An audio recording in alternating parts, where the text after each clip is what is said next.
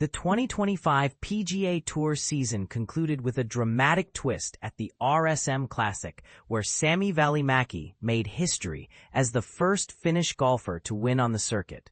But while Välimäki celebrated, a shadow loomed over dozens of players fighting for something even more critical, their PGA Tour cards for 2026.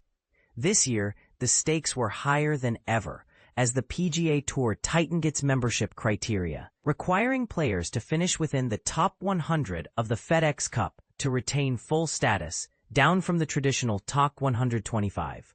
This change left many seasoned players on the brink of losing their coveted spots.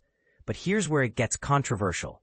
While some players like Max Homa, 105, and Billy Horschel, 116, retained their cards due to past winner exemptions, others weren't so lucky. Will Zalatoris, 153, for instance, will rely on a major medical exemption following multiple back surgeries.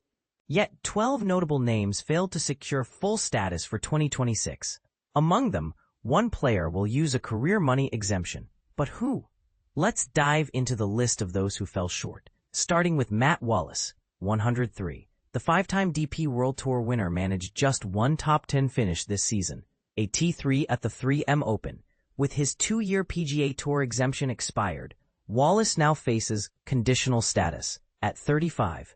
And with Ryder Cup dreams still alive, he might return to the DP World Tour where he's thrived. Beau Hossler, 104. A talented American, yet to win on the PGA Tour, had a dismal 2025. His lone top 10 at the Barracuda Championship wasn't enough, leaving him with conditional status. Matt Kuchar, 118, a 9-time PGA Tour winner, slipped to 118th, but will likely use a career money exemption before turning his attention to the PGA Tour champions in 2028. Joel Dahmen, 122, a fan favorite, missed 16 cuts despite 3 top 10s. His split with his longtime caddy didn't help, leaving him with conditional status and a winter of reflection. Brandt Snedeker, 126, next year's U.S. President's Cup captain, will focus on captaincy duties after a patchy season.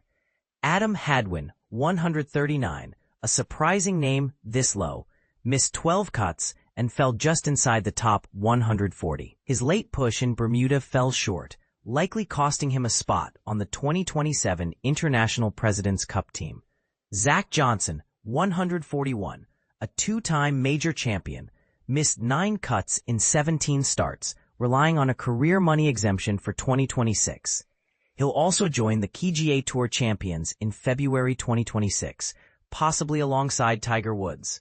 Cameron Champ, 147, once a rising star with 3 early wins, struggled with missed cuts despite a top 10 at the RBC Canadian Open. Camilo Villegas, 155, who ended a 9-year drought in 2023, couldn't sustain momentum, missing the cut at the RSM Classic. Thriston Lawrence, 163, is perhaps the biggest surprise. Despite nearly winning the Open in 2024 and claiming his 5th DP World Tour win this year, he couldn't replicate his European success in the U.S.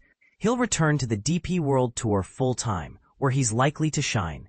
Danny Willett, 169, a former Masters champion, retained his card in 2025 via a medical extension, but may not be so fortunate next season. Francesco Molinari, 185, a former Open champion, lost his card after a tough year. However, with the 2027 Ryder Cup captaincy on the horizon, this could be a blessing in disguise. And this is the part most people miss. The PGA Tour's restructuring isn't just about numbers, it's about evolution. As the Tour tightens its criteria, it raises questions about the balance between rewarding consistency and fostering new talent. Should past winners be given more leeway? Or is it time to make way for the next generation? What do you think? Share your thoughts in the comments below, and let's spark a debate.